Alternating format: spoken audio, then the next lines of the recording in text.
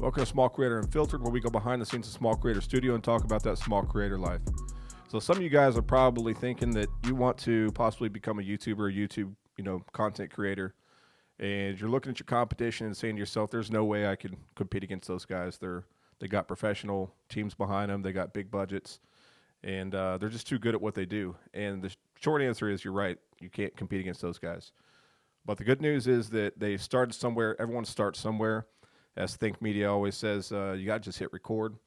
So today we're going to take a look at this channel and the other two channels that we run here, where we started on those channels, and then we're going to take a look at some of the professional big dogs where they started out, just to kind of give you some inspiration for the fact that it doesn't matter what you're doing now. Every video that you put out is an improvement over the last one, or at least it should be. So let's take a quick look at our channels, and then we'll hop into the bigger channels. So on the screen grab over here, we're just going to take a quick look at Small Creator Unfiltered's first video. You can see the lighting is off. The presentation's pretty decent. That hat is an embarrassment. I still wear it later every once in a while, but I'm trying to get away from that. And let's hop over to Small Creator Studio. We're going to go over these three channels, our three channels, very briefly, then we'll get to the big dogs. So Small Creator Studio's first video, this one here, it is the green screen video. It's originally called Under the Green Screen, but you can see that we have very harsh lighting. That is, I think, literally like a lamp sitting on my table. And the only reason why that looks like picture-wise any decent is because I upscaled it with AI. But that's something I learned coming off of our first channel, which was the Submission Script UFC channel, which we'll cover in a second. So there is the first video from Studio, before it became Studio. Let's take a look at one that was, we'll call it halfway through or midway through. Let's do drum roll. How about this one? So this is this is an ad, is what this is. And we'll skippity skip. All right, so what I wanted to show you on this one was this scene here coming up. So that was like very basic, like really bad lighting. And lighting is everything in video making, in case you didn't know that. So let's go ahead and close that out, and we'll go quickly and show you some of the newer stuff on Studio. I like this one just because it looks pretty. All right, so that's the evolution of Studio, basically from a lamp on a table for under the green screen to the point here where we have the GH6 and a nicely lit little studio setting. All right, so we're going to back out of that. Let's quickly hop into Submission Script, our UFC channel. So our first video I wanted to show you was this one, because the other ones had basically a bunch of B-roll, but this is the most raw video that we have here for Submission Script. I think it's our 5th video that we uploaded. Nice little opener. So this is where we started with Submission Script. You can see how jittery it is, and it is on like not even an S-series phone. It's like on like an A14 or something like that. And if I had the mic or the volume turned up on it, which I don't, but if I had the volume, you'd hear like all the room echo on it, and really not super good. Let's hop over back to Submission Scripts, more recent stuff. So let's try this one real quick. That's not how you watch a video on YouTube. You don't hit that button. So a little bit more edited, got some cool graphics and background, some punch-ins there. I almost want to say we had some B-roll stuff. There's a subscribe ticker down there that we included. So the point being that over time, you evolve and you become a better editor, you become a better speaker, a better performer. Let me take a look at I think this is one of our better ones on Submission Script. All right, so this is your retention editing that we did on Submission Script. A little bit more in your face, a lot more graphics. So a long way from the guy that's sitting in front of a painted on brick background with a A14. All right, so we'll back out of that. Let's hop into the big boys there. Let's go ahead and go to Who's Heard of Mr. Who's the Boss? So this is Mr. Who's the Boss first upload, or the oldest upload that he shows on YouTube. 90% of students. Just doing a. Doesn't even show his face. You can see his reflection holding the camcorder and the reflection of the phone. And just done a couple of things. That's Mr. Who's the Boss first video. And then let's go to his more recent video. I have two phones. Yeah, we don't. So look at all the editing this guy does. This is the next gen Xiaomi 15 Ultra, and it has the greatest and camera this is system from I have ever someone seen on a who phone.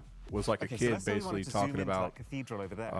phones. We're at 10x, 20x, probably in all his the way to bedroom with a 120 camcorder. times capture. Oh my god. Let's go back to see how many That's videos he had ridiculous. real quick. So he has. Can y'all see that? It's too far away from me.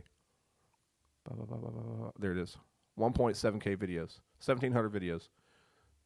Of course, obviously, he didn't just pop up on the 1,700th video and get good. It took him 1,700 videos to basically improve that much. But the point on that, obviously, is that you can start anywhere and become a big dog. So 20 point something subscribers. And then let's go over to Marques Brownlee. You guys recognize this guy? That's Marques Brownlee, MKBHD. One of the best tech reviewer YouTubers on YouTube. So of course That's I've got it's a young kid, man. media center remote with it. So that's where he started. Quite a nice remote. So if you're So, thinking to yourself, I'm never going to make it, just to the little express look at card this slot video inside right here the of Marques laptop, I'm Brownlee, recording this on and right then tell now. yourself again that And you're not good enough. so I'm gonna do a Because if very, you go very back short to review of Marquez's it. original Obviously, I video, can't show you what it does on the screen. excuse me, his more recent video. You know, there is something kind of refreshing. This is about his most a recent budget video phone right here. from a company that doesn't have. Look a at the bunch amount more of expensive phones like in their improvement that he's lineup gone through. The lighting, to protect. scripting. Of course, obviously at this point So he this is the has new a Nothing production Phone crew behind him, but 3A, which he starts got at that way from being consistent $379, and the always phone trying to up 3A his game. Pro, which is $459. All right, and then finally, let's go over to the king of YouTube. Y'all figured it out yet? Mr. Beast. All right, this guy right here. This is not his first video, obviously, but it's one of the first ones that showed his face. Let's see if we can hop all the way back to the beginning. His first stuff that he still has up is a bunch of Minecraft videos. And I don't think I have to show you his most recent videos, but just in case you want a comparison, let's go ahead and look at his most recent video. That is not it. All right. Behind me are 100 circles. So the production with value, 100 people inside let me of turn them. him I down don't because care if he's this takes glaring. weeks. The editing and production value. Now I know, let me go ahead and turn him off because I think we've made the point with Beastie Boy. But so the point is, I know a lot of you guys are looking at the more recent stuff of these guys and thinking to yourself, I mean, of course they're going to be looking good because they've got, you know, a couple $100,000 budgets to make their videos, and they've got editors and all that kind of stuff. Well, where do you think that comes from? It comes from, they don't have like rich daddies, you know, they don't have like, you know, auntie so-and-so that's writing them checks. They got that way because they started at the bottom. They gained followers and they made mistakes. And a lot of these guys, you look at their videos, you know, and they're probably not stuff that you'd watch right now, probably not stuff that you'd click on. But over time they evolved and improved. And I bet if you watch their videos, like just pick one of this, it doesn't even have to be one of these guys. Pick any of your favorite big YouTuber.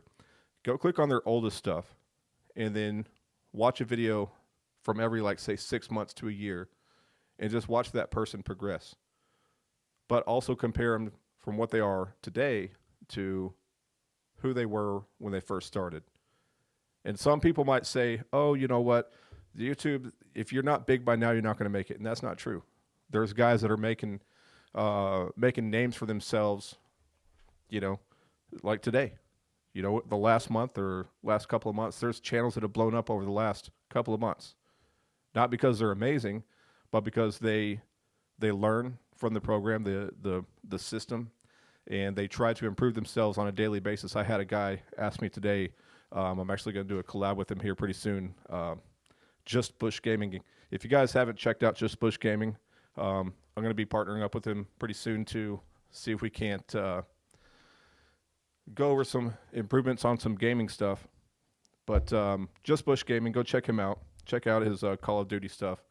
But anyway, he asked me today, like, what is the thing that I feel like I'm, like, good at on the YouTube game? And my answer for him was that I never stop thinking about how to improve on this platform. And when you have that mindset as a creator that is it a hobby for you? And I feel like this should be another video, but is this a hobby for you, or is this like an addiction for you? Is this something that you think about, one day when you're bored, let's go put up a video, or maybe I'll do it next week or something? Or is this something you constantly think about? And when it gets to the point where you're constantly thinking about the YouTube system and the algorithm and how to improve your own game and be a better content creator, that's when things compound and catch fire, right? That's whenever you go from a couple hundred subscribers to a couple thousand subscribers over a couple of weeks. When you constantly, every day, every moment you're awake, you're in the back of your mind thinking about what's the next idea, or how can I improve the lighting on that video, or my audio wasn't that good on my last video. I reviewed my stuff, and how can I improve on it? So the takeaway today, let's go ahead and give it a takeaway, because we can't sit here and talk forever. But the takeaway today is the fact that you don't have to come into this game with the highest production value of anybody on YouTube. You can literally, that's the great thing about this platform, is you can start at the bottom and take as long as you want, whatever speed or pace you want to become the best, and then do it and achieve it and get there, right? It's all up to you. So don't let the fact that you're not the best YouTuber on the platform stop you from having a beginning and having that journey and having the failures, because you'll get there. And I can sit here and keep rambling forever on this topic, but let's just leave it at the point that start now, make your failures, have fun, get on the adventure, and in the words of Michael Chandler, we'll see you at the top.